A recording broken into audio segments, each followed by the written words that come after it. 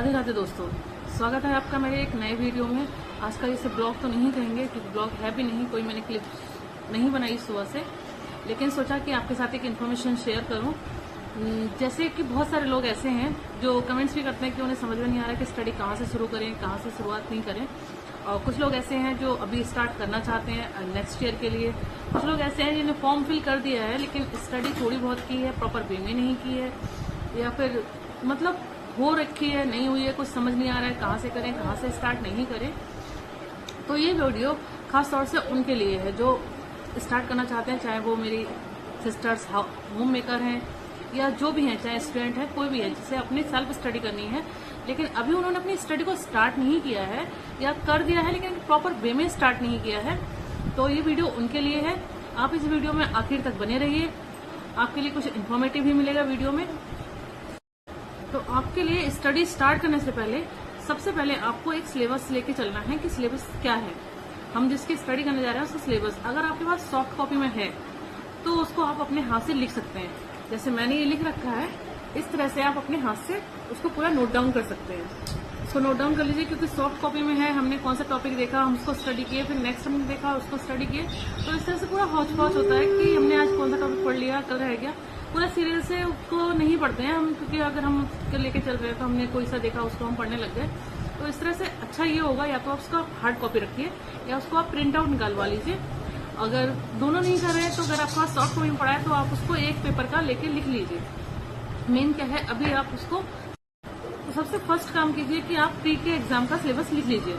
उसको लिख लिया, फिर आप मेंस का देखिए कि मेंस और जितना भी है कि उसके लिए बुक्स आप ज्यादा सारी मत लीजिए कि बहुत सारी बुक्स लेनी है, तब हम स्टडी को स्टार्ट करेंगे। अगर आपके पास बुक्स जो हैं उनसे आप स्टार्ट कीजिए। अगर आपके पास नहीं है, बहुत कम एक दो बुक पढ़ी है तो आप उससे स्टार्ट कर सकते हैं। बिल्कुल नहीं है तो आप पहले एनसीईआरटीज मंगा लीजिए, एनसीईआरटीज लीजिए, सस्ती भी हैं और आ जाएंगे आराम से।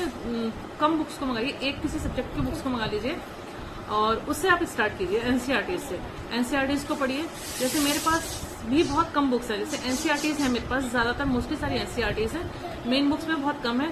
तो मेरा यही रहता है कि मतलब एक सब्जेक्ट के लिए बस कम से कम बुक रखी जाए, एक रखी जाए लेकिन उसको बहुत ज्यादा बार पढ़ लिया जाए।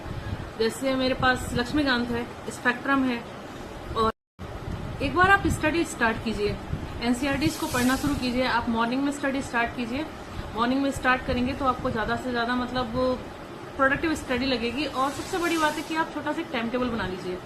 टाइम टेबल कैसा होना चाहिए, ऐसा नहीं है कि मतलब फिक्स है कि इतने घंटे पढ़ना है और इस टाइम ही पढ़ना है। टाइम हर किसी के अकॉर्डिंग चेंज होता है। जैसे हमने अगर टाइम बनाया, हमने बनाया कि हमें 9 से 10 पढ़ना है, लेकिन 9 से 10 हमारे लिए कोई काम आ गया तो फिर माइंड वो डिस्टर्ब रहेगा कि हमने 9 से 10 का टाइम बनाया था, उस टाइम हम पढ़ नहीं पाए। इससे अच्छा है कि आप एक टॉपिक बनाइए कि आज मुझे ये टॉपिक या ये चैप्टर मुझे फिनिश करना है।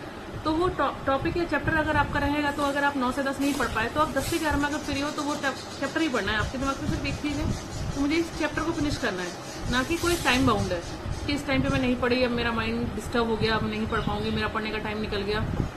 ये सारी चीजें दिमाग में नहीं आती हैं। तो आप इस तरह से एक टॉपिक लेके चलिए, उसमें आप 2 या 3 सब्जेक्ट लेके चलिए। स्टडी का तो ऐसा कुछ नहीं है कि हम पहले से पढ़ चुके हैं तो हम बहुत आगे हैं, या कोई अभी से स्टार्ट करेगा तो वो स्टार्ट कर नहीं सकता, ऐसा कुछ नहीं है। अगर आप मेरे साथ स्टडी करना चाहते हैं तो मेरे साथ भी आज से आप स्टार्ट कर सकते हैं।